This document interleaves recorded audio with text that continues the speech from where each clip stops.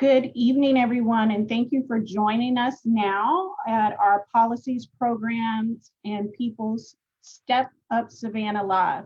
We're excited to have you join us with our three guest panelists, Dr. Deidre Grimm from Healthy Savannah, Dr. Rhodesia McMillian from Ohio State University, and Amanda Hollowell from Georgia Budget and Policy Institute, along with Step Up Savannah. We're eager to have our discussion tonight, and we are watching our participants come in. So if you could give us just a few minutes to let everyone connect, we will start momentarily.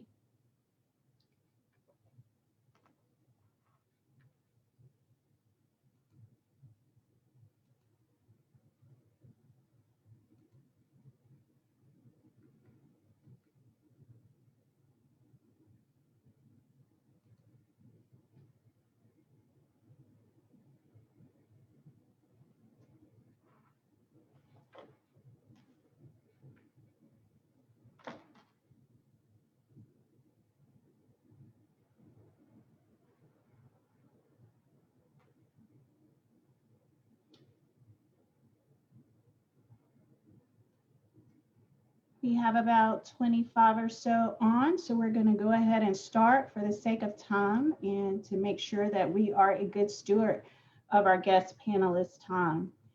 Thank you for joining us here again at Step Up Savannah. We want to let you know who we are. Step Up Savannah's mission and vision. Step Up Savannah was established in 2005 as a poverty reduction initiative. Step Up Savannah operates today as an advocate, convener, collaborator, and capacity builder to address the issues surrounding poverty in the Savannah-Chatham community. Our mission and vision simply says that Step Up Savannah believes that Savannah is a community where all people have hope and opportunity, where we challenge injustice, and where all community members have step up to reduce poverty. So we are excited tonight to begin this conversation around the issues of advocacy and policy.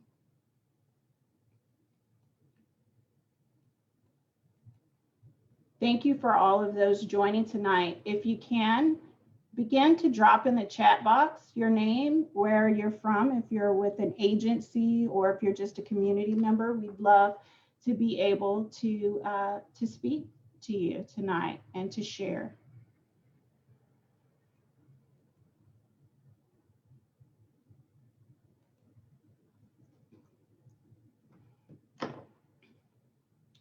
So why are we talking about advocacy tonight? Advocacy garners public support for a policy, and it is any action that speaks in favor of, recommends, contends for a cause, supports or defends or pleads on behalf of others. It can look like anything from a mailing to a petition to legislative phone calls or letters. But why is advocacy necessary? Because when we think about the word poverty, poverty is not only the lack of material wealth, but it's also the scarcity of access, influence, opportunity, education, and justice. And advocacy is necessary for us to change the outcomes associated with policy that impacts our everyday life. I love this quote from Nelson Mandela that says, like slavery and apartheid, poverty is not natural, it's man-made, and it can be overcome and eradicated by the actions of human beings. And overcoming poverty is not just a gesture of charity, but it is actually justice. And we want to make certain here at Step Up Savannah that those who are in our community and abroad have the tools in their toolkit to advocate for themselves. So why should we be talking about advocating around policy? Individuals we can focus on individual behaviors, and largely when we talk about our social safety net, agencies that focus on food insecurity or health insecurity, things like SNAP benefits, food stamps, or Medicaid, or Peach Care for Kids, or when we talk about getting a box from the food pantry, or anything like that, we're talking about agencies that help with the social safety net. And our social safety net really focuses on the tyranny of the moment. We're meeting people when they are in desperate need of intervention, but policy actually provides long-term solutions, and outcomes that help people break the cycle of poverty. And so that's why we're talking about policy tonight in three very important areas: economics, education, and health policy. When we look at our community scorecard and we look at the households with zero net worth by race, we can see that households of color are disproportionately impacted, with again being asset poor. When we look at income poverty by race, we also see this number, that people of color in Savannah are disproportionately impacted. If we were to dig deeper into this number, and I'm sure I'm very much looking forward to our panelist discussion, but when we look deeper into this number, we find out that these households are largely single, female head of households with multiple children in them. So that's why it's important for us to have this discussion tonight, and why it's important that you as a community member, or if you're at the table where you have that AIO, that access, influence, and opportunity, so that you can have the right tools in your toolkit to advocate for this group. So our discussion tonight will be led by Dr. Deidre Grimm from Healthy Savannah. Deidre Grimm is a doctoral graduate in urban planning and policy and design from the University of California, Irvine. And we are excited to have her here with us to talk about health policy and those policies that are impacting us in the Savannah community. Amanda Hollowell is the Director of Strategic Campaigns for the Georgia Budget and Policy Institute. And she's going to focus a lot around economic policies and things that we can do to solution for those households. And of course, Dr. Radija McMillian is a postdoctoral scholar of educational policy in Educational Studies Department and a school psychologist. And she received her PhD from the University of Missouri, Columbia, and she's now at Ohio State University. But Radija is actually a Savannian, and that's why she's here. She actually graduated from Savannah High School, and matriculated through school here in Savannah. And so we're excited to have her back to bring her expertise back to our community. So I am going to let Amanda come now and have the floor and begin a discussion with us about empowering our community for advocacy around economic policy. Amanda? Hi, good evening, everyone. Again, my name is Amanda Hollowell. I am Director of Strategic Campaigns for Georgia Budget and Policy Institute. Though we're talking about the safety net, we also would like to include that as a conversation around the labor force in Georgia. So we at Georgia Budget and Policy Institute are labeling this presentation Empowering the Labor Force in Georgia. Next slide. So at Georgia Budget and Policy Institute, we are a nonprofit bipartisan think tank or policy house that develops analysis and responsible solutions to improve Georgia's budgets, taxes, and public policy. We do this through reports and research, data accumulation, therefore actually reaching out to our public through outreach and community engagement and community education with our legislators and with our community about how do we move Georgia forward and make it more representative for all of Georgia. Next slide. Our areas of focus are taxes, budget, education, healthcare, economic security, and economic development. The one that actually drives most other areas is education, is the actual budget. With our work, we have a motto. Our work isn't about the numbers. It's telling the story of people using these numbers. Next slide. So I want to really actually give you guys a little bit of history of Georgia in the last year, but we're going to look at it in 3 parts, which is Georgia pre-COVID, Georgia COVID, and then Georgia, how do we move Georgia forward with solutions? And so pre-COVID, as you can see from the slide, unemployment rates were on a decline before COVID, but as you can see, still for Black, Hispanic, or Latinx, and women of color, they were still relatively higher than their counterparts. Unemployment still is a challenge and a problem, and has major disparities among those groups of people of color and women here in Georgia. Next slide. Unemployment only captures a certain amount, which are those who are looking for jobs or job seekers or currently employed. There's another data factor that we do not capture and disaggregate well, which is underemployment. So underemployment are folks who are working multiple jobs, or when you see them, they have gig work or temporary contract work. That has always stayed high within those folks, and it directly reflects women and Hispanics and Blacks. Next. Which leads to a bigger conversation, which is what a lot of people don't realize is that Georgia actually has the largest working force of women in the state. And it's mostly Black women who work in these labor jobs. And that is due to slavery. And because Black women stayed in the labor force after slavery was abolished and after Reconstruction. However, they were still paid lower wages, and the barriers of Black men's employment and labor were higher. So Black women, and you would look at domesticated jobs and things of that nature, are the major labor force in Georgia.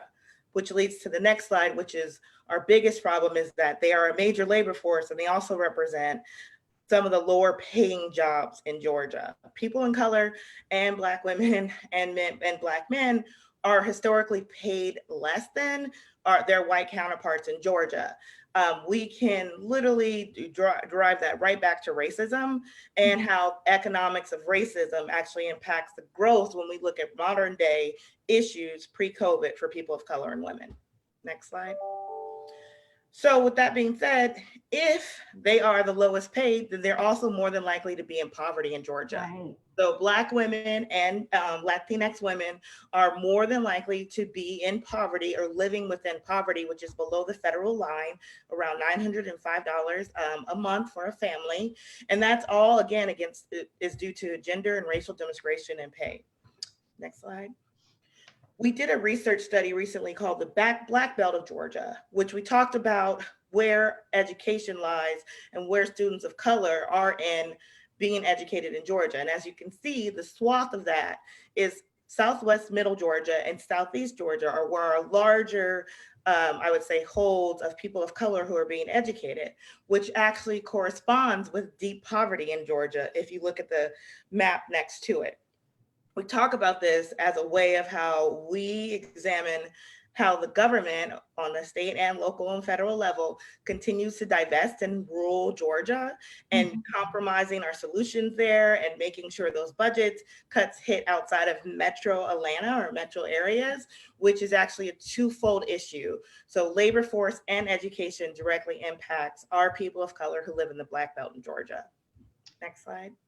Amanda, just to get a pause in, someone asked about the breakout, or can you just briefly speak to unemployment numbers between Black men and Black women and white women? And we're going to get to that. So they were, it was the first slide, but I'll get to what it looks like now. So the next slide is where we are now in Georgia.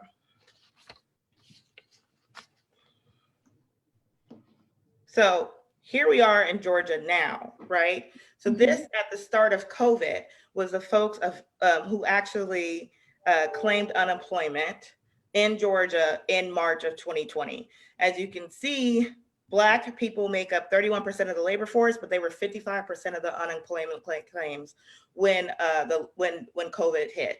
So when we went to a shutdown, when businesses were closing, especially small businesses, that's who was directly impacted. When we look at gender, again, women making up the majority of that labor force, but then also the majority of the unemployment claims. A lot of people call this moment for COVID a she session because women have been having to leave jobs in order to take care of their children due to childcare crunches and issues of that nature. And so we're seeing it disproportionately impact women of color, but we're also seeing that the growth rate of what it needs to be is directly impacting men trying to re-enter or retrain in the labor force as well. Next section. So present time, you're going to hear a lot of things from our state leadership about unemployment is down and we're moving forward. But unfortunately, for Black people, and again, specifically people of color, unemployment is not down. As of last week, when we pulled these numbers, we had 500,000 claims of weekly unemployment. And so we're still increasing in people making claims for unemployment. Right. We're going to see another increase after the holidays because these are all labor jobs that are based around seasonal and they're not actually, again, that's that underemployment, right? Right. And so they're not actually based in real full-time work that's sustainable, right? Right. Next question, next slide. So we ran a survey recently of about 1,000 Georgians, and we asked right now, what are the issues that are, that are floating to the top of them? One is food insecurity and job loss, and that totally makes sense. You don't have a job, you can't afford food, you cannot pay those bills, et cetera, et cetera. And, food insecurity and hunger, we have a hunger crisis happening in Georgia. And people really need to tune into that. Government aid made a real difference. And as you saw earlier today, Mitch McConnell and from Nancy Pelosi on the federal level, they're literally playing with people's lives. They're arguing mute points instead of actually cutting another stimulus check or funding small businesses with PPP that's more directed to actual small businesses, not corporations. And so we're hurting ourselves in these long-winded debates instead of just getting dollars to pockets. We will always believe at Georgia Budget and Policy Institute, the best way to get someone out is to give them cash, but we also understand those services of TANF, the services of SNAP, all play an important role in this moment. Again, help with basic foods and housing and utilities. Recently, the city of Atlanta had a huge push because they have to get rid of that CARES money to get as many people to go file to get rent assistance and now mortgage assistance, and now help with your either if you own a home, any kind of structural issues that you have, to go get that money and spend that money as well. Next slide. So solutions that we can use to address what is our challenge here with the labor force in Georgia. On the federal level, we need to pass a comprehensive COVID relief package now, not waiting until after January 20th, because the dollars need to hit before 2021. That also includes an intentional extension of federal employment benefits, not at 300, back to 600.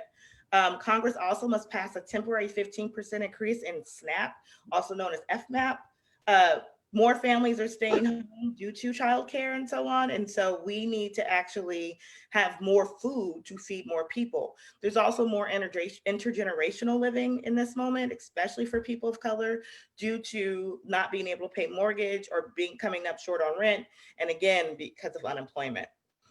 We also need to extend PDEP, which happened recently, but they actually did that again, which was actually a dedicated for students who live within the poverty line, some dedicated extra dollars for food. It was a card sent to their parents based off of children. I think it was $256 per child.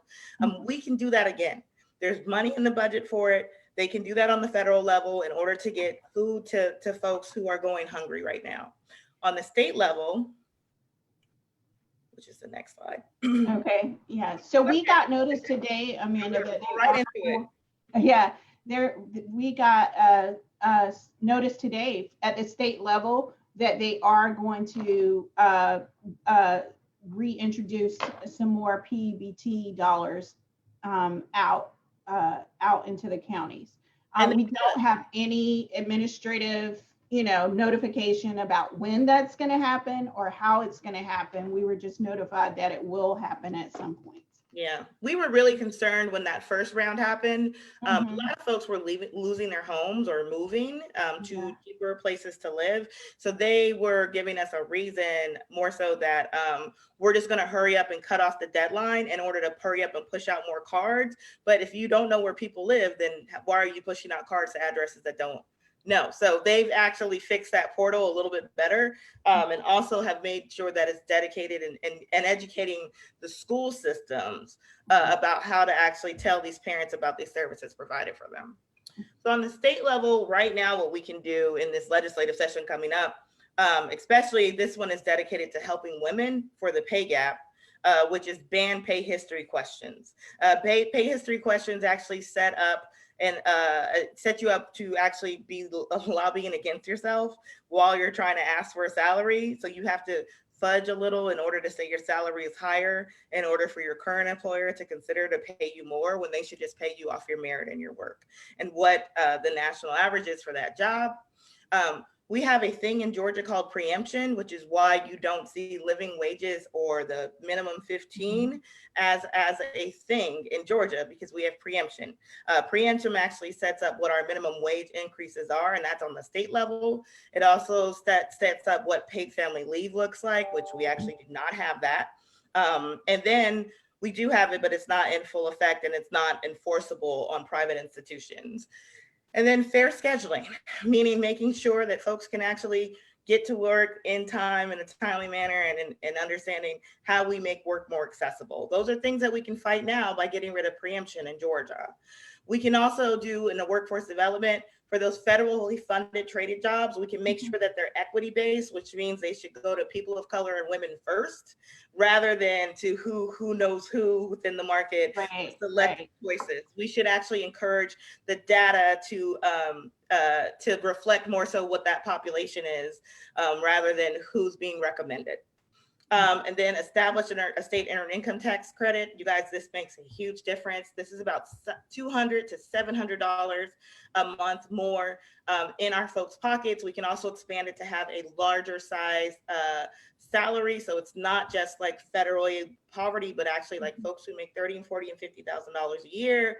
I think one of the more important things about a state EITC, which is 10% refundable, is that how many people it helps on the back end. And the fact that Georgia is one of a few states that doesn't have one is something that we should really talk about, especially as a national level, as the federal EITC and the child tax credit are being talked about of being expanded, and for folks who do not have children. So on federally, we're moving this forward, and the state of Georgia, we can't even get it, but we could pass it this year. We can pay for it now.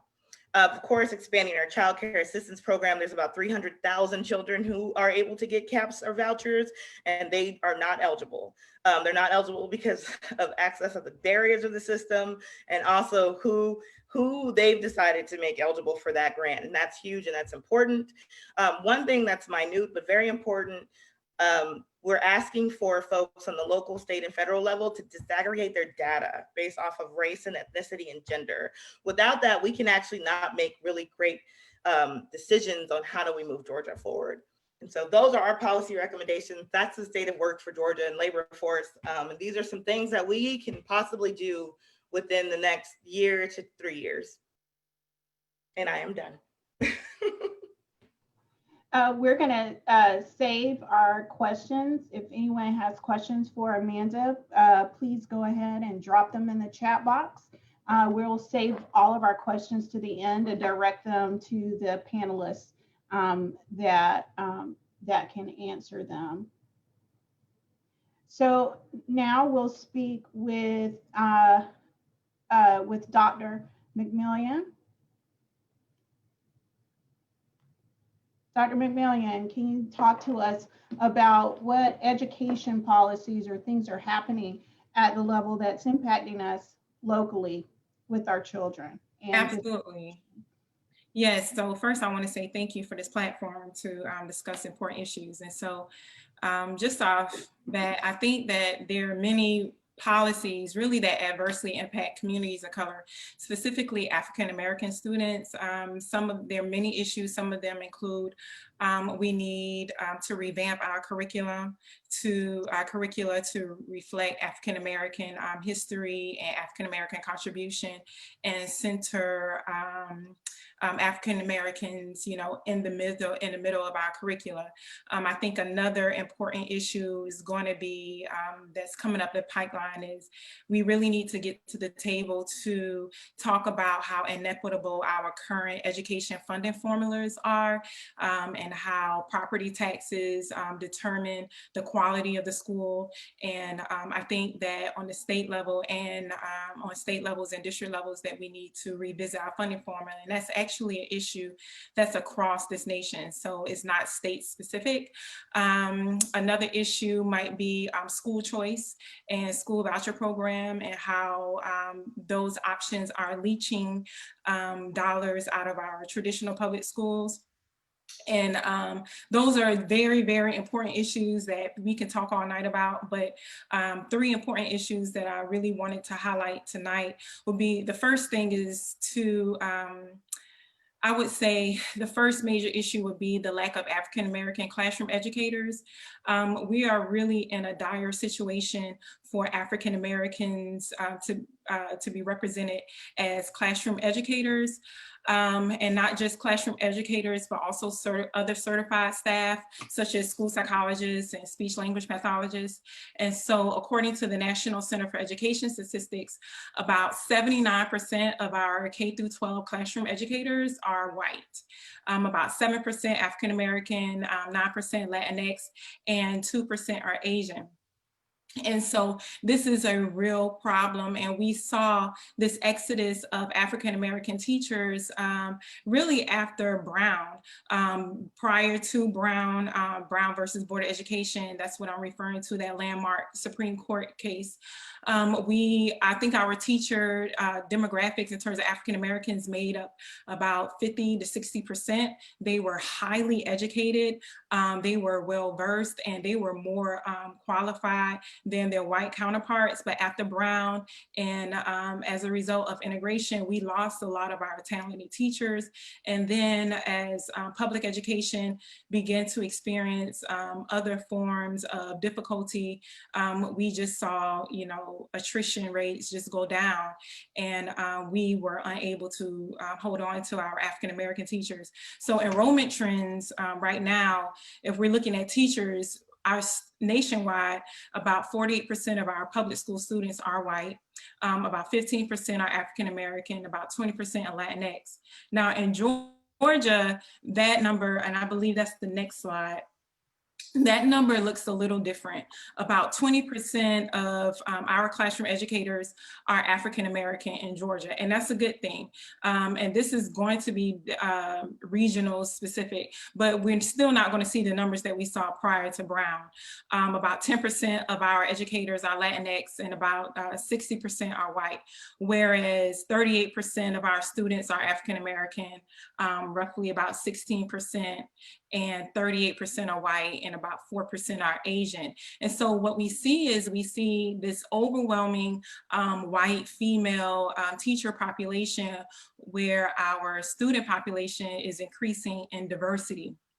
And so here in Ohio, just to give us some context, because we might have some Ohioans here listening in, about 5% of our classroom educators are of color.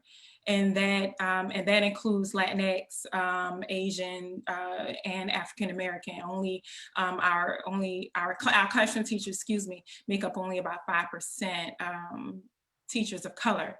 And about our students of color make up about 30% of our population here in Ohio. And so this is a problem. It's a problem because research shows that African American students are more likely to not only graduate from high school, but they're more than likely to enroll in college and succeed in college if they have at least one African American teacher. Oftentimes, we know that our students are often encouraged, in many ways coerced, to attend college, to submit that application, to take a risk, and and I'm a benefactor of that.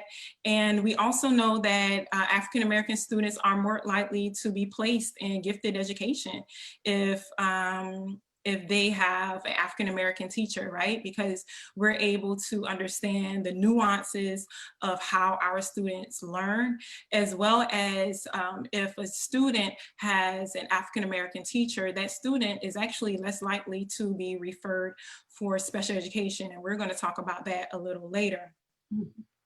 Another benefit, I would think, an immediate benefit to having more African-American teachers is that our students are less likely to receive suspensions, expulsions, or detentions, because again, we understand the cultural nuances, and that a young girl rolling her eyes is not necessarily insubordination and doesn't necessarily warrant a suspension. But believe it or not, our students are being suspended for merely rolling their eyes or sucking their teeth, and those suspensions are seem to be very subjective. And the more white and more female that our teachers are, the more likely our students are to be suspended. And so with that, I'm going to roll into my second issue, and then I'll talk about solutions, if that's okay. Okay. All right. So I think another policy issue that we're facing is actually we have not updated our special education law. Our special education law on federal level is called IDEA, and that's the Individuals with Disabilities Education Act. And actually it's the Individuals with Education Improvement Act, because it was reauthorized in 2004.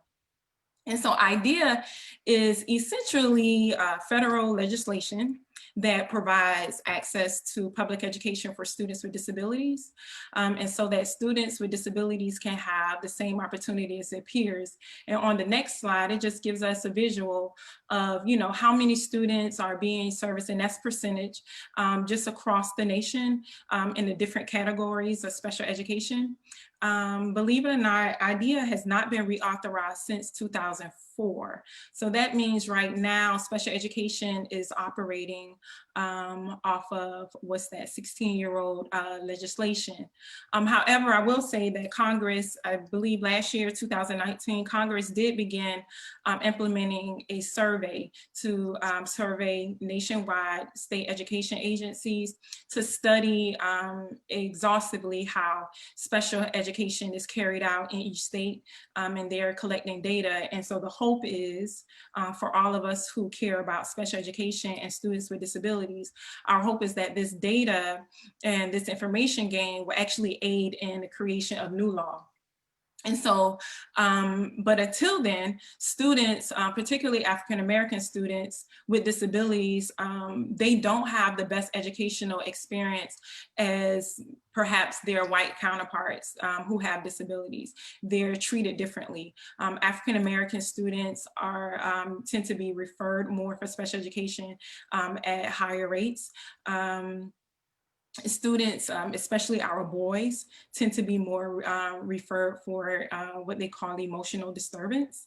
And African-American students with disabilities are 1.5 more times likely to drop out of school than their white peers with disabilities. Also, African-American students with disabilities face disproportionately harsher discipline, and they lose twice the number of instructional days because of suspensions. Now, these issues that I'm bringing up with this policy, they've long exacerbated and inequities in special education, and particularly how it's carried out against Black students. And in 2016, former U.S. Secretary of Education John King, he served under Obama. They actually put into place some regulations that would safeguard against these very issues. It looked into how students would be suspended if they had disability, how they would be identified, and placement as well. But quite naturally, when we received a new administration, President Trump and Betsy DeVos rolled back all of those regulations. And so states were no longer required to collect and report that data on how students with disabilities were being suspended, and how they were being referred more at alarming rates. And so I will say that, you know, with these issues, quite naturally, our schools are really microcosms of society. And I think that gaps in society that has exacerbated these issues exist with special education, in terms of students or parents having the stress of working multiple jobs and not being able to understand the process in terms of how students are referred. And so you have this nexus, if you will, that intersects with education and economics, and even health, right? And so that's what we're talking about tonight. And going back to our earlier issue on the lack of African-American educators, I think that, you know, the proportion of African-American educators, they really decrease at multiple points on the pathway to their classroom. An example of that would be, we are lacking educators because of their interest in education. Right?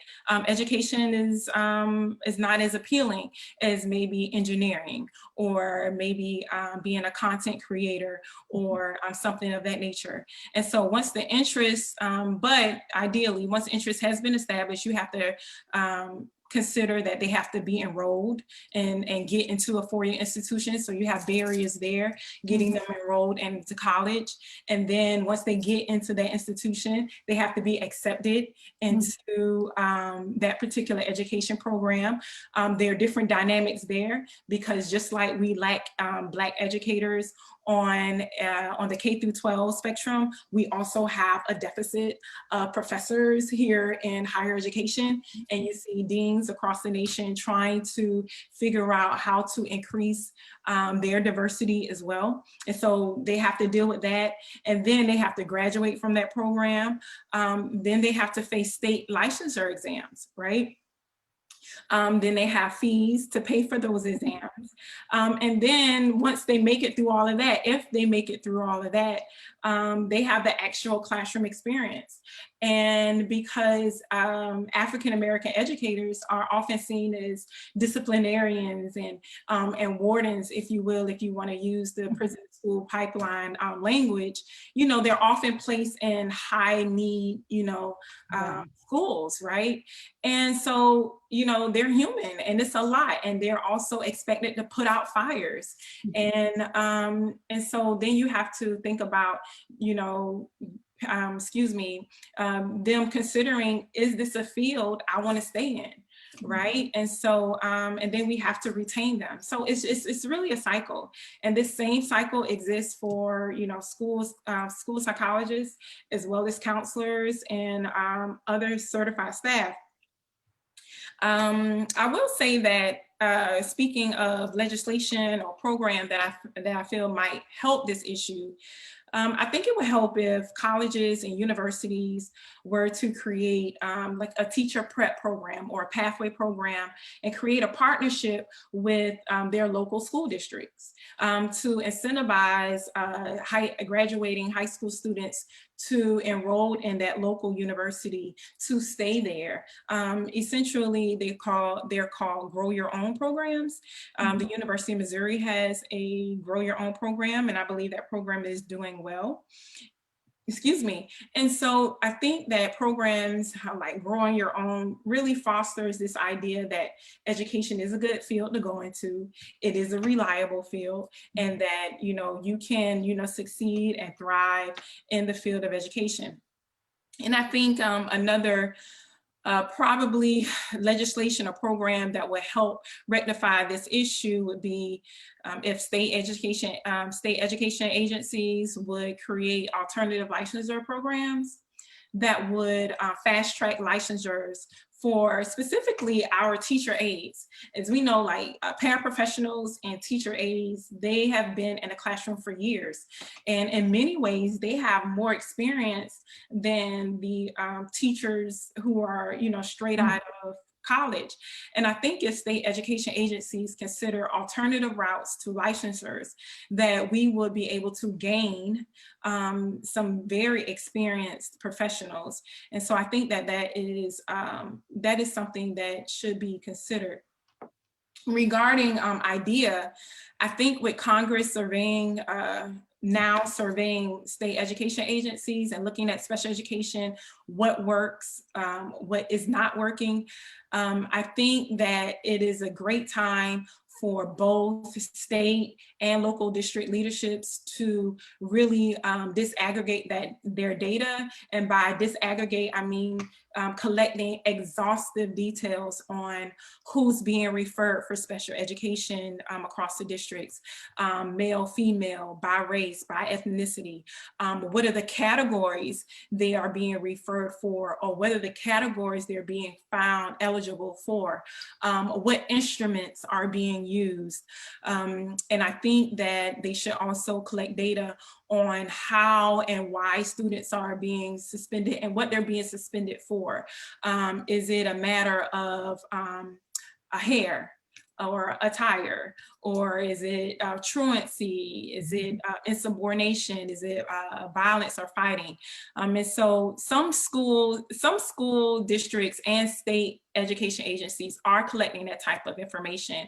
But I think that it would benefit us greatly moving forward to have comprehensive and equitable legislation if that data was collected and reported. And I would say, lastly, just to give us some sense of hope, right, and how we can advocate for ourselves.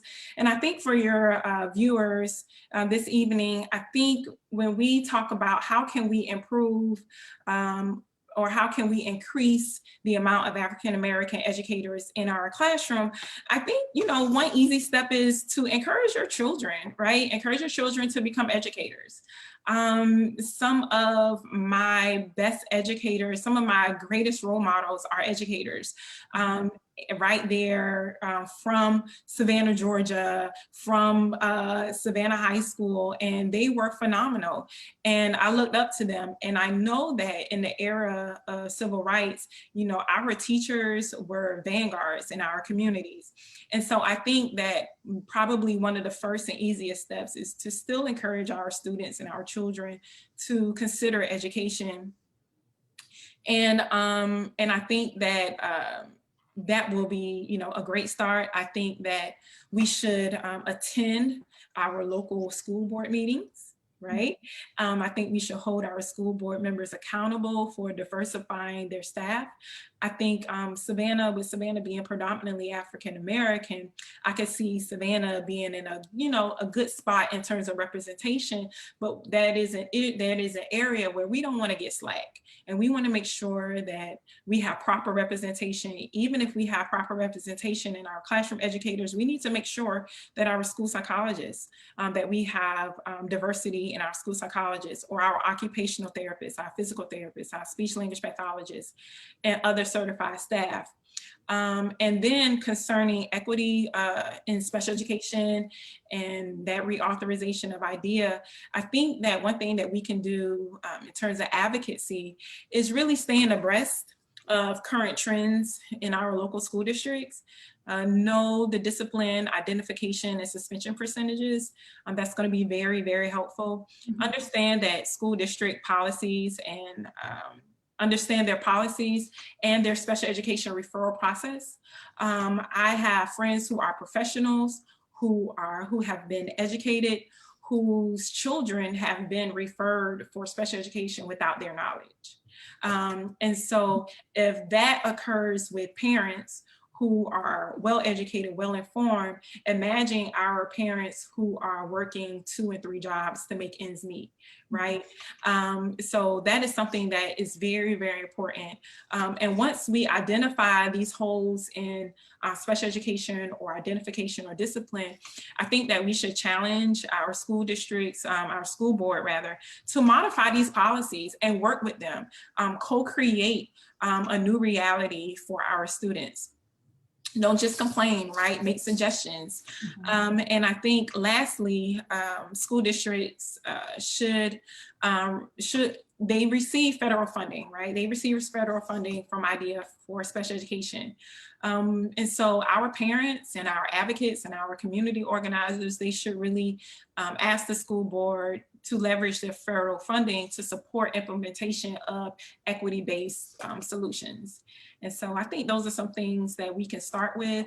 And I think those are 2 pressing issues in education that I think we need to keep our eye on.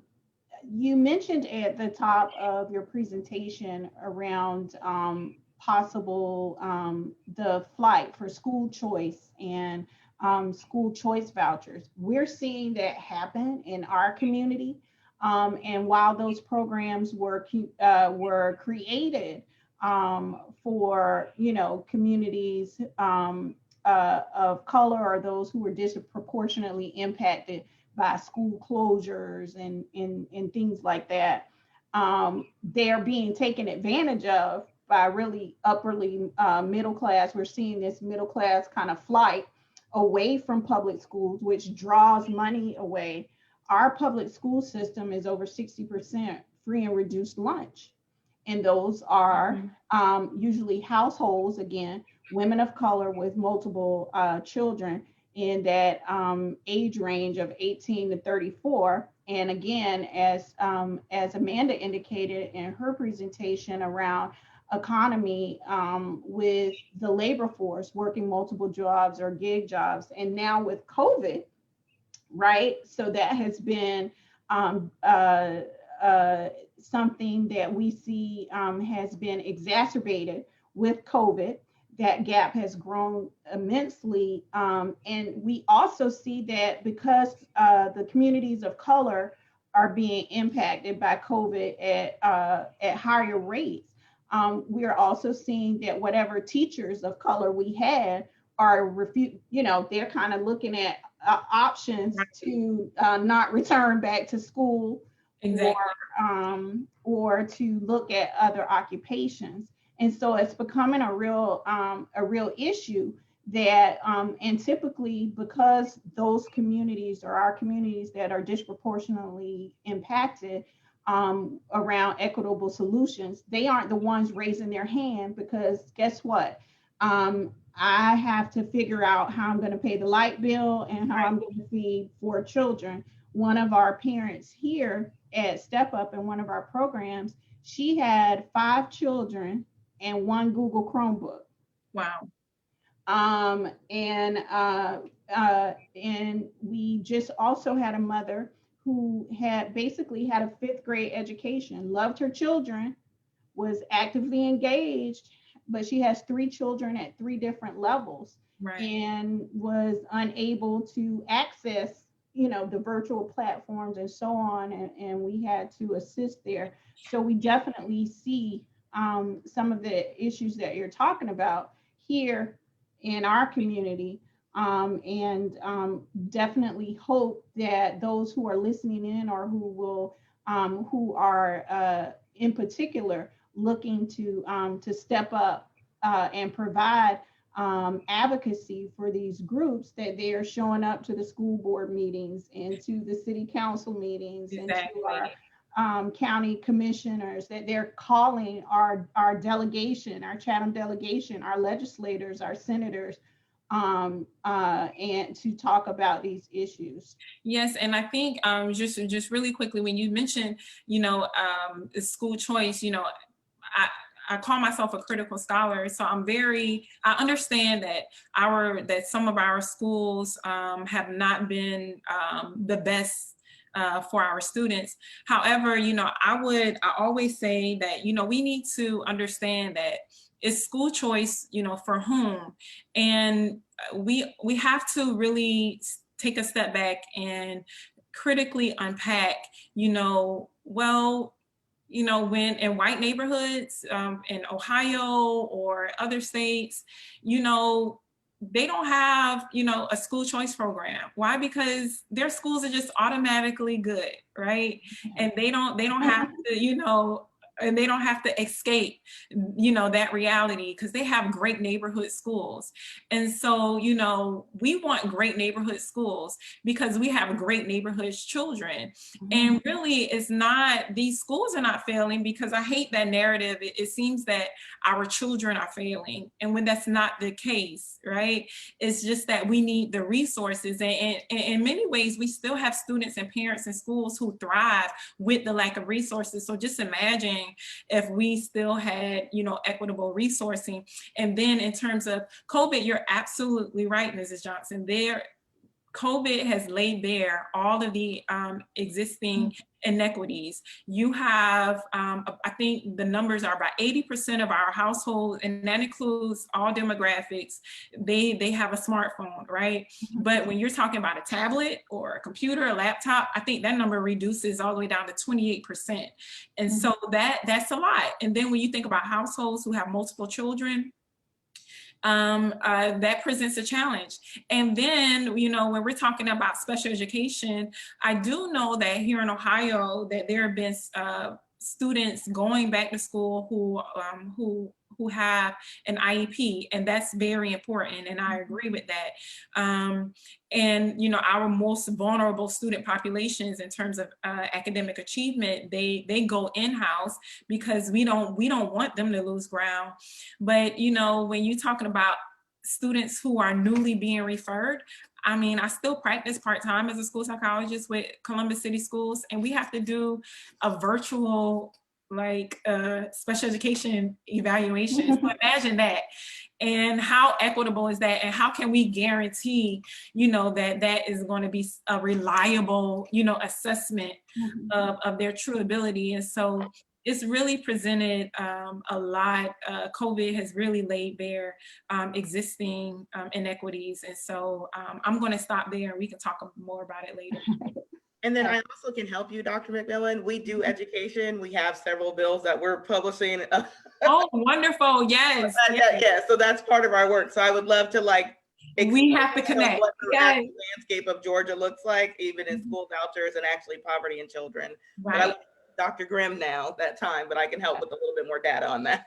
Wonderful. All right, Dr. Grimm, talk to us about issues around health policy and what you see here, even in our community. So thank you, Alicia, for this platform this evening. As my bio said, I'm not a native Savannah, but we've made this home for the last 3 years. And so we're happy to be here. And I grew up right across the water in Charleston. My grandmother was an educator at the South Carolina State University. So all of these are very near and dear to me. And so, yes, ma'am, we can move forward with the next slide. Just to give a little bit of background about Healthy Savannah, what we do is work to make the healthy choice the easiest choice, and that's through policy, systems, and environmental changes. And so we look at the high level and see what we can do to work towards implementing programs on the lower level that directly affect the population. And so as many of you may know on this broadcast is that Step Up Savannah and Healthy Savannah are sister organizations. So I'm thoroughly happy to be here. But we can go back to that slide, please. Oh, I'm sorry. No, you're fine. But just in thinking about what is health, you know, everyone normally thinks about the metabolic health, you know, eating healthy, exercising, physical activity. But what I really want to touch point on is that it's about the access to information, resources, your voice being heard, and making sure that you feel valued and that your voices matter. And the ability to lead a life not fearful due to your negative outcomes due to race, ethnicity, gender, religious beliefs, ability, or age. And as we know, health is wealth. While there are more minorities living in poverty, studies show that poor households are more than 5 times likely to be in fair to poor health conditions, and we can go to the next slide, and 3 times more likely to have activity limitations due to chronic illness. And so this is a relatively small graph, but we see that coronary heart disease, issues like diabetes, those are chronic illnesses that affect the African-American population disproportionately. And we see that less than $35,000, these people have higher rates than their counterparts making, even 50K more a year. So we can go to the next slide. And so I like to address biases in health and in policies, period, because there is always an underlying bias in a policy. And so number one, I looked at was the Support for Patients and Community Act, and it addresses the opioid crisis. It was signed into law in January 2018, but what I find interesting prior to this act, which focuses on opioids, heroin, and meth addictions, that Medicaid and Medicare coverage did not pay for drug treatment, but all of a sudden they do now. And those who had drug convictions were not eligible for public housing. But as a result of this bill, it does.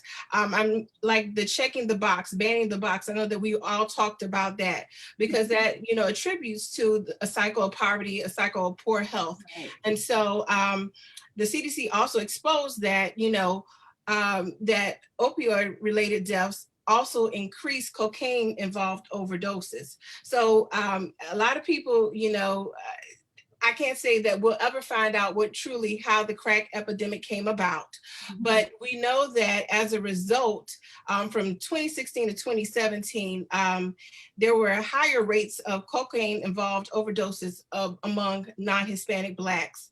And then also non-Hispanic Blacks also experienced the highest rate of death for overdoses involving cocaine. So this leads me also to ask the question, why did we not have those same interventions or attention in the past? So why was the crack epidemic not put to the forefront when this killed the African-American family?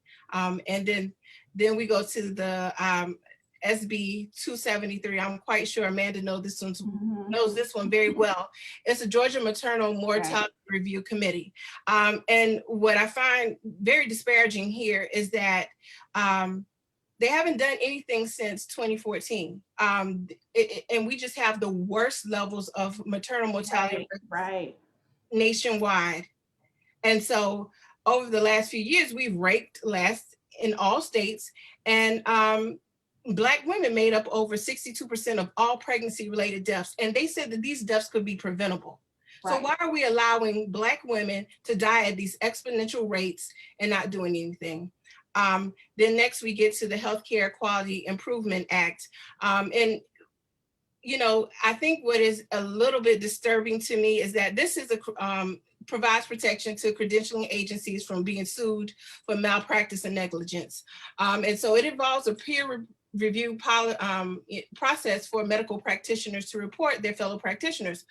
And if they're deemed negligent, then the Secretary of Health and Human Services reports this information annually. But the problem is that there's not the same access to the people directly. So what is a provider going to do in between that time? What they're probably going to set up shop in vulnerable communities, people who don't have a voice, or people that feel like it doesn't matter anyway, I'm just going to go here to get some treatment. And then we continue to take the cycle of taking advantage of vulnerable populations. And Amanda hit on this period, our refusal here to expand Medicaid. Yeah. Over 250,000 of Georgians would be able to receive Medicaid if it were expanded. And so this has resulted in overstressing our healthcare systems, which we definitely don't need in this time of COVID. We can go to the next slide. So when thinking about some changes and solutions, I would like to see there's be equitable access to treatment for all who have addiction, not just, opioids, but let's address the issue at hand, which was at the forefront, which was cocaine. While in doing that, it puts less stress on the jails and the justice systems while keeping families intact. Also provides affordable and quality health care for all, lower our atrocious maternal mortality rates, and create a concerned coalition around maternal mortality rates. Now, granted, this coalition is supposed to be healthcare providers, educators, politicians, but I think what we really need to do is get to the heart of it and add more of your average persons to these particular committees. All right, we can go to the next slide.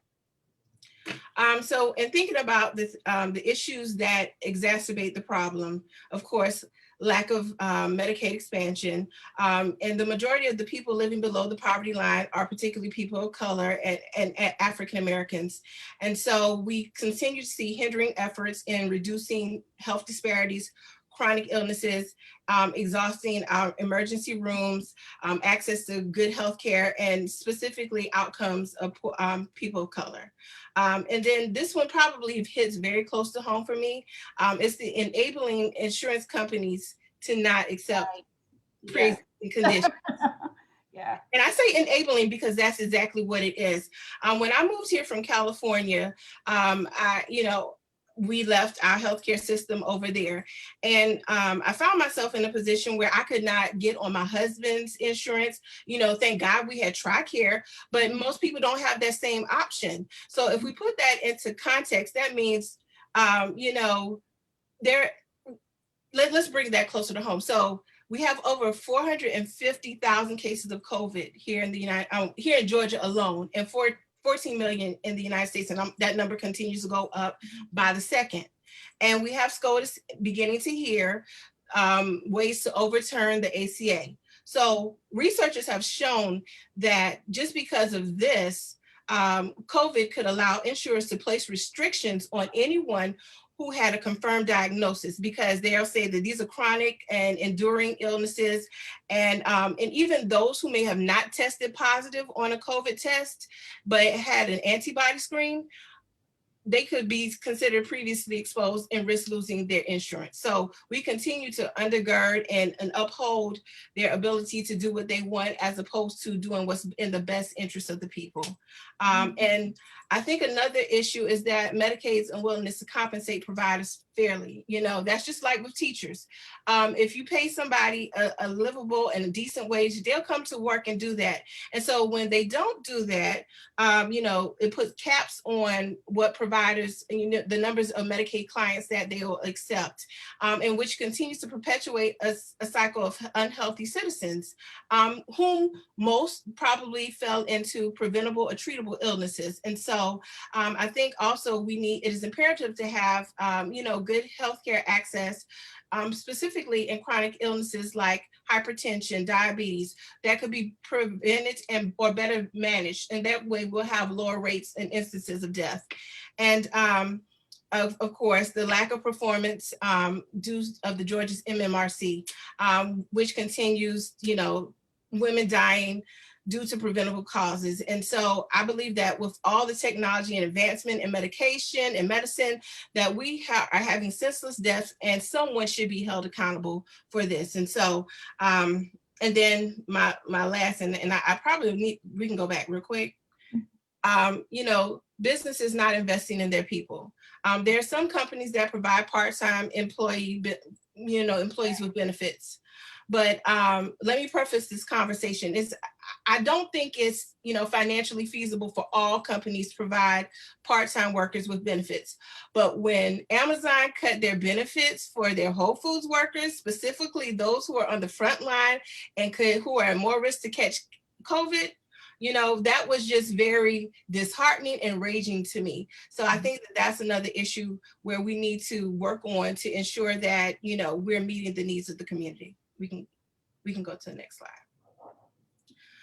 So in, thinking about some things that we can do to address the gaps, Health in All Policies, this was an initiative that really started more so in California, and it puts the health at the forefront of all policies, and rezoning ordinances and stuff of that nature. Helps to include your mental, metabolic, financial health of all the people, and in consideration of the people, it facilitates a culture of health where health disparities would cease to exist. And so also the next point would be to, legislation to attack predatory practices in low wealth communities. I was shocked when my husband told me that David Perdue had some hand in Dollar General. But I wasn't, I really wasn't shocked, but I was shocked when he did that research and told me that. But it's funny that, and maybe Amanda can agree to this, in California, we had something called Dollar General markets. When I did some research, I found out there's one in Lyons, Georgia. Only 5,000 people, majority white, but we can't get one in the West Side that's 3 times the size. What does that, like, who does that? But we do that here in Georgia. And creating that equitable access to healthy food options as opposed to, Dollar General selling highly processed, oversaturated fatty foods. And so I think that is something that really I want to work to address. And then I also like going back to partnering with healthcare facilities to accept Medicaid. Many of the maternal mortality rates can be dropped drastically. And so we live in one of the wealthiest countries in the world where people immigrate legally and illegally to provide a better life for their families. So we can't do a better job for our own citizens. I think that, we should be continued to looking in that and, working with legislators to increase the rate of pay again. And I do like how Amanda pointed out, because I did not know, I was always looking at trying to figure out why the minimum rate here in Georgia, the minimum wage rate here in Georgia was like that. And so I will use those resources to look at the preemption clause and research that, but also salutogenic design. And that focuses on the mental and social aspects of design by attracting a person's attention. It also in turn reduces anxiety and promotes positive psychological and emotions. And I think we're all going through stress, anxiety, depression, all of those things in combination with COVID.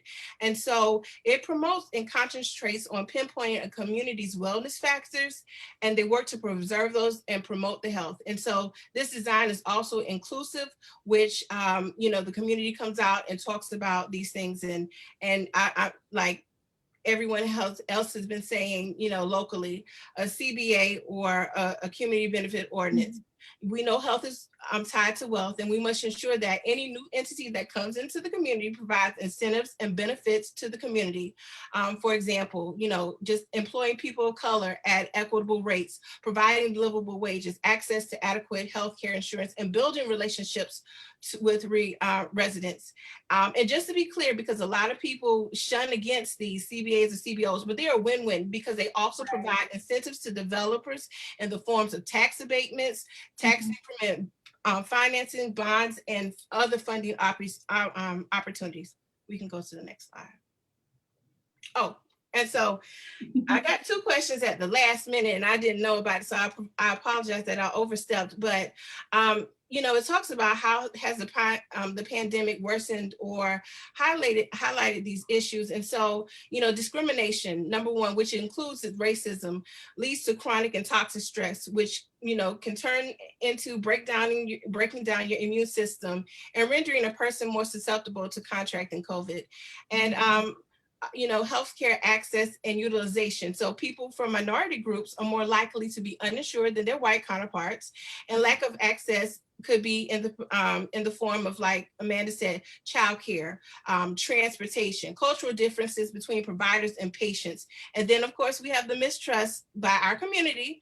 Let's just say Tuskegee study. That's all we have to say right there, And so, and then the occupational aspects, the essential workers are disproportionately people of colors in settings like grocery stores, where they're highly likely to be exposed to this virus. And so, and Dr. Rhodes touched on the educational income and wealth gaps, where people with limited job options are less likely to have flexibility to leave their jobs that may put them at higher risk. And so this is the underemployment situation, and people can't afford to miss work because they have to figure out, are they going to be able to pay for, their prescriptions or food?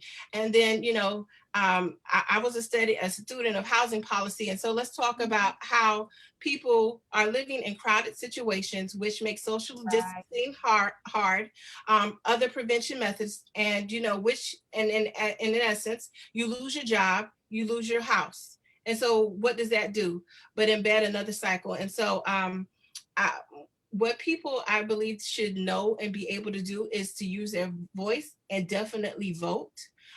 Use your voice in your vote. And then you also talked about empowering and impacting the advocate. And so I always say, don't be afraid to speak your truth, because it is your true reality. And if it makes others uncomfortable or you receive pushback, that means you're on the right track, of making an impactful change. And this is only the beginning of moving from self to systems. And I would like our audience to know that regardless of degrees, titles, we're not exempt to these same issues. Right.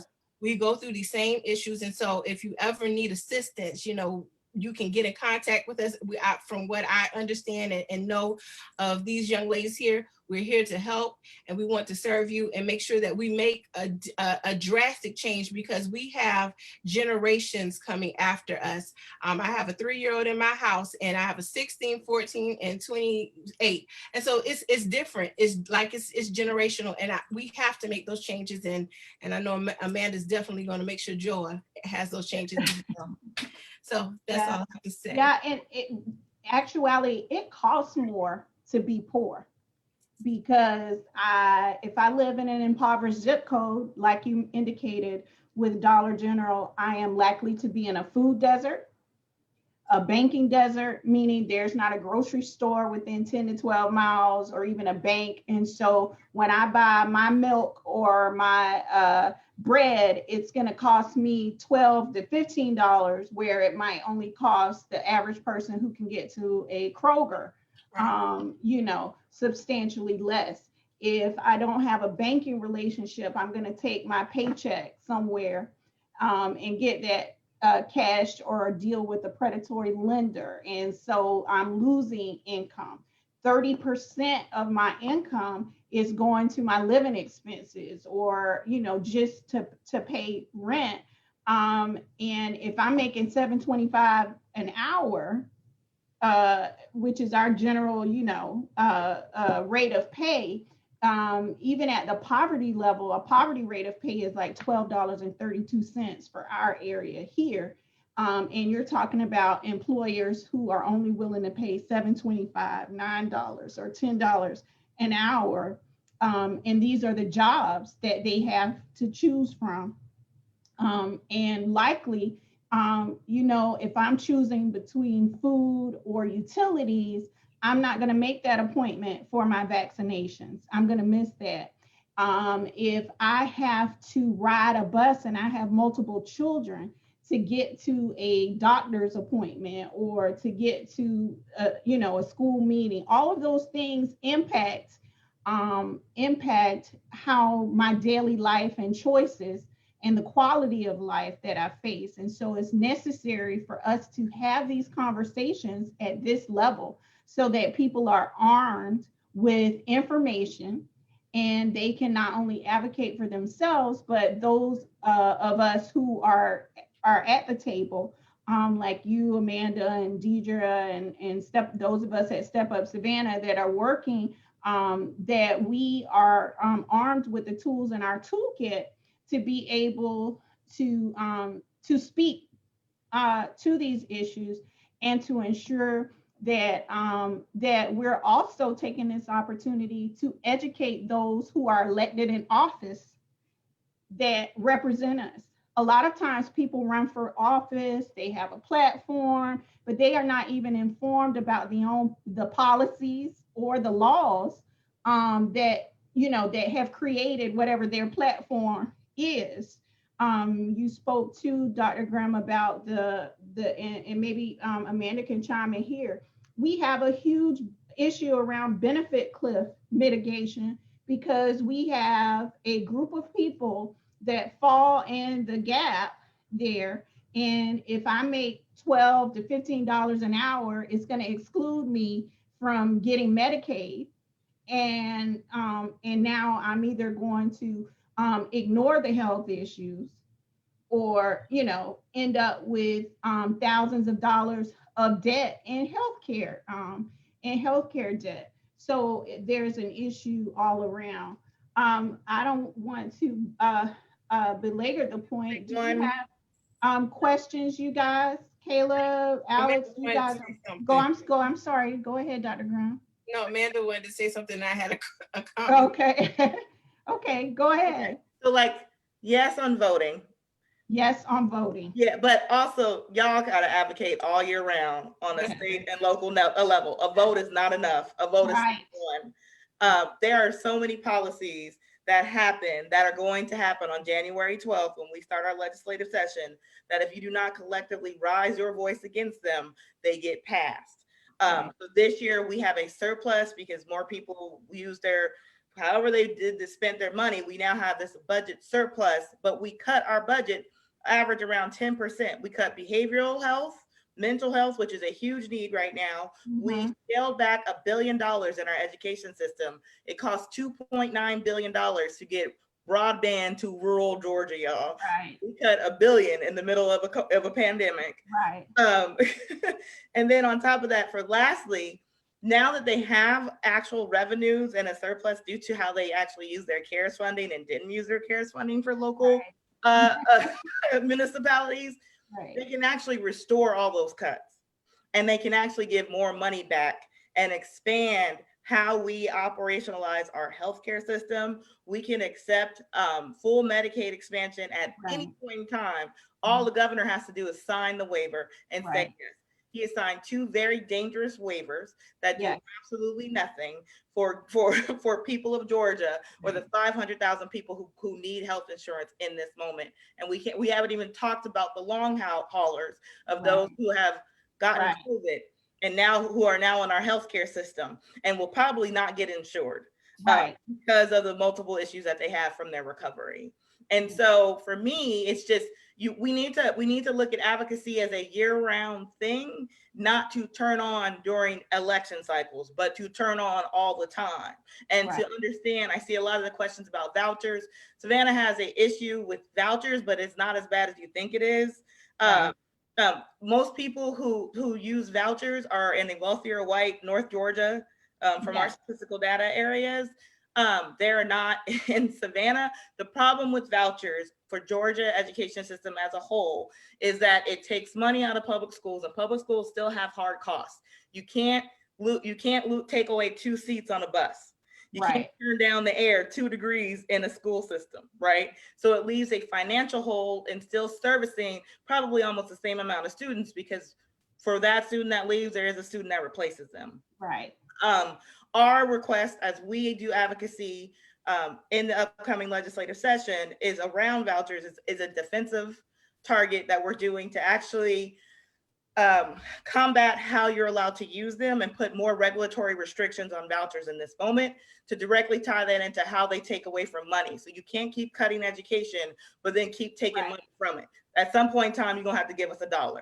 Like it doesn't work that way. Recruitment for teachers is not that simple, y'all. People don't want to work in Georgia because we have a horrible retirement program. Our TRS system is a mess. And so until they fix that and make it more equitable for new teachers, we're always going to have a hard time recruiting teachers to come to Georgia. So I just feel like, I put a bunch of links in the chat. My organization does all this work. I am only regurgitating what my analysts do day in and day out. I just speak to the people on their behalf. But there's ways y'all can engage. There's ways that you need to press your local state representative. Press them and ask them questions like, why don't you show up to committee? Why didn't you vote? Why are you not advocating for the needs of Savannah? Because there's only so much your mayors here on the local level can pull off and your county commissioners without getting that state money. Right. And there's a way that they can go online if you want to see you know, how your representatives are voting, you can go on Georgia State Legislature website, and you can see how they're voting, when they're voting. You can look at their attendance track record. I know specifically that I was really watching the Opportunity School District when you all voted that down, and that was very, very good that they voted down. But I mean, if it comes up again, it's very possible that it could pass. And there was a question in the chat regarding gentrification on education. And when you think of school vouchers, right, you have this nexus, money being leached from traditional school buildings, right? And then they have this narrative that, oh, well, the building then becomes underutilized. That's the language that they use. Right. And when the building becomes underutilized, which actually makes no sense, because research shows that smaller classroom sizes actually benefit students. Yeah. Right. But they say that, oh, the buildings is underutilized. And so what we're going to do is we're actually going to close this school and we're going to transfer these students out of this building, right? But then in the context of gentrification, you already have a highly desirable real estate area. And so take, for example, East Broad and that beautiful area there. I believe there was years ago, East Broad was almost on the chopping block.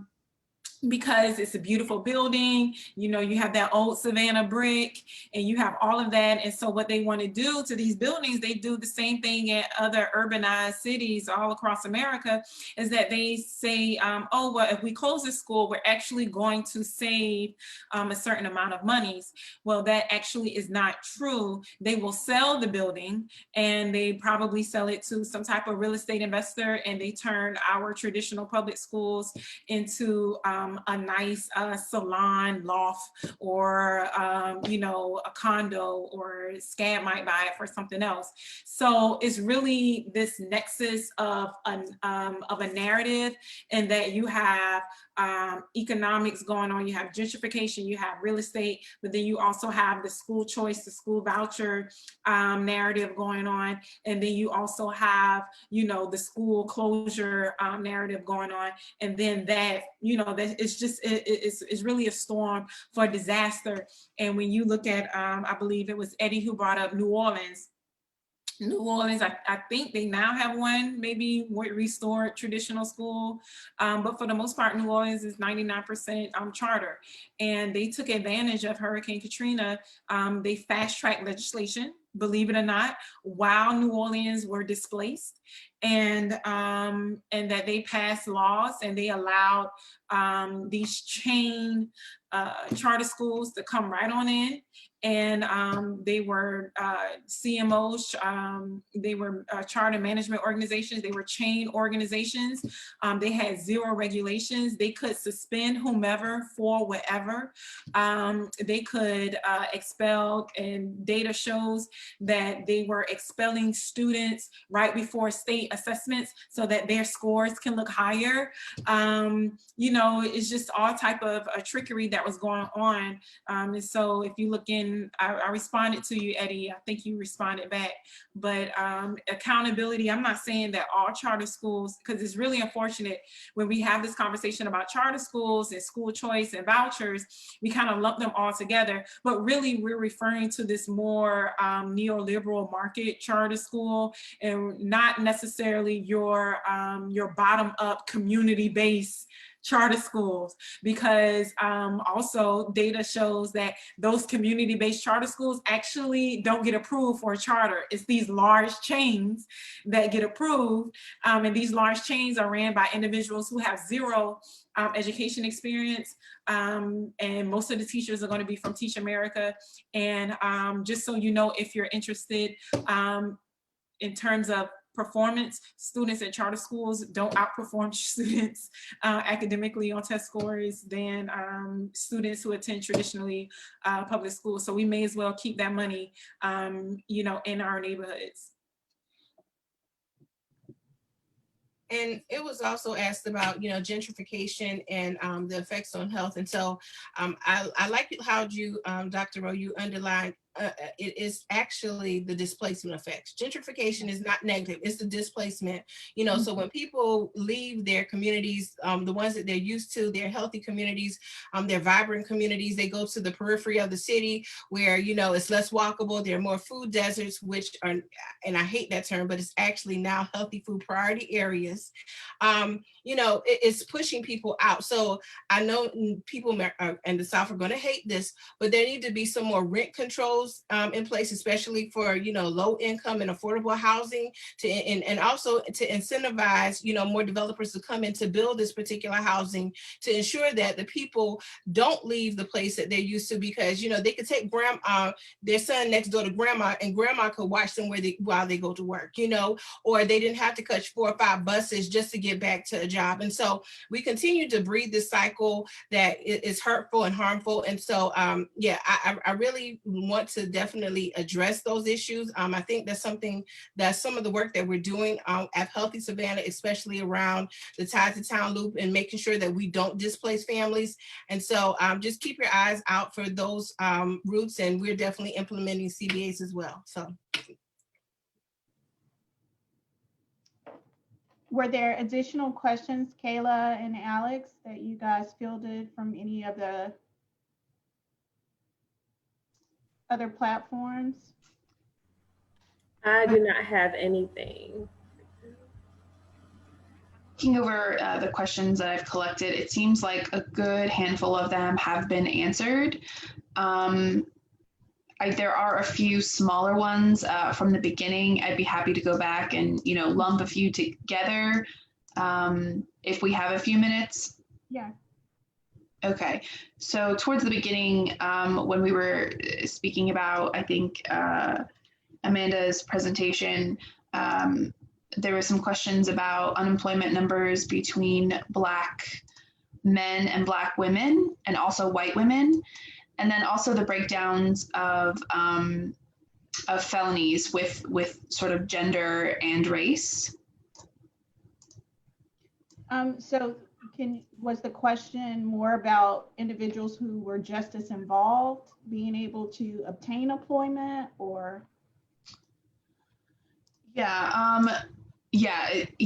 Breaking down unemployment between gender and race, and then sort of a follow-up question with felons as it pertains to jobs. So Amanda, I think that question was for you. So I didn't share anything about felons, so I have none of that data. We do have that data on our website. Okay. Unfortunately, that data is not up to date. We've been focusing on the health crisis in jails right now, and folks being re-entering and not being able to get services. So if they're not able to get just the health services, they're definitely not getting the re-entry services of employment, and having a counselor to walk them through that. But we have not focused on that right now. As far as how our data is broken up on unemployment, so if you look at women making up the larger part of low-income major labor forces, we can draw to the conclusion that women right now have the higher unemployment rate in this moment due to COVID. We would have to we have a whole nother report on the state of working in Georgia that was ran in September, but we're doing another one closer to session in January to break that down. But we can cross-tabulate it to make it say Black women versus Black men. But that's just kind of not our focus at this moment. Our focus is more so women. And then we look at Black and Latinas who are in poverty. We're not comparing them as a whole, within each race. So I saw that conversation, but you can literally look. How I told the story was what we looked like unemployment pre-COVID, which wasn't great, to where we are in COVID, which is basically awful. We have lost maybe 15 years of gains in employment and the labor force in 8 to 9 months. To how do we move forward now, which is intentional funding and dollars in hand and cash assistance and education. We have bills around higher education we have a state level bill that we're producing to get rid of all student loan debt from state loans, as well as waiting for the federal. We're pushing that one. And then to look at intentionally investing in workforce development within new communities and entrepreneurship within new communities or into new industries where people have been basically removed because they didn't come back. A lot of businesses are not coming back. A lot of labor work is not coming back. And so how do you fill that void rather than ignoring it and giving businesses immunity for 5 years so you can't Right. steal if you get sick from their awful practices? Yeah, so there's so much meat in what we've shared tonight, and there's so much more we could be on here for hours talking about disparities and inequities. There's a report that's out that has indicated that, like during the Great Recession, communities of color, even though they started out well behind their white counterparts, when the recession was over and the depression was over, it took them 10 years to catch up to where they were before the depression and recession hit. They anticipate COVID will be worse for exactly the same reasons that Amanda just talked about: the loss of businesses, the gap, the labor gap, and those things that are happening. So it's extremely important that we aren't the only ones talking about this issue.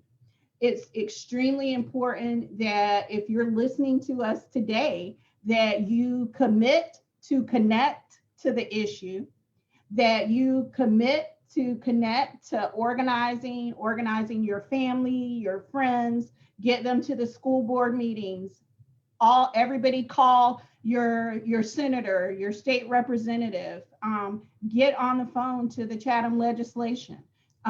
And there's only so much we can do at the local level, but you've got to make sure your voice is heard. And again, that's why it's so extremely important that you arm yourself with this information, again, at all levels, whether advocacy at all levels. You will find that when you go in to have these conversations, some of them weren't even aware that that these policies exist, or that they've been on the books for a decade or more and are still impacting local communities and local legislation. And so you need to be keenly aware of that. We're going to make sure that information for the Georgia Budget and Policy Institute is posted on our webpage, so that you can connect with them and again commit to organize. Dr. Grimm is here with Healthy Savannah. We're going to make sure Healthy Savannah, our sister organization who we are tied to, are, that that information is available, as well as Dr. McMillian. If you have questions around education and education policy, but we've also began the conversation at our level about that our social safety net needs to have a legislative agenda. Everybody who serves this population or who's on the front line of serving this population needs to be talking about the Earned Income Tax Credit. It doesn't just need to be Georgia Budget and Policy Institute or Healthy Savannah or Step Up Savannah. Everybody needs to be talking about the Earned Income Tax Credit and about childcare and about all of the health policies. So get involved, stay tuned, and again, commit to connect. We want to salute all of our panelists tonight. Thank you for your time and sharing your wealth of information and knowledge with us. We so appreciate you, and we will probably be in touch soon around other opportunities where key legislation and movements are happening, where we want to put that again front and center. So thank you again. Thank you for joining us. We appreciate you and we appreciate your time. And we thank you for all of the folks who joined on tonight and who will watch this stream live. Again, this is Step Up Savannah Live, and we thank you for tuning in. Have a good night.